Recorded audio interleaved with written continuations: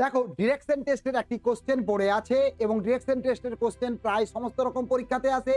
এই কোশ্চেনটি আমরা কিভাবে সলভ করব একটু দেখে নাও।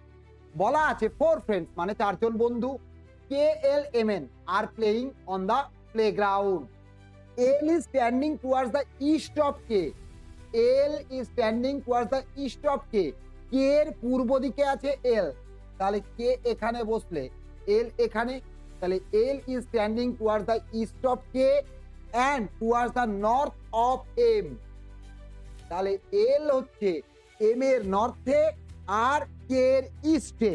এবারে কি বলা আছে, M is standing towards the west of N south. আবার এম কিন্তু এন এর রেসপেক্টে ওয়েস্টে আছে, তাহলে এন এখানে ওয়েস্টে।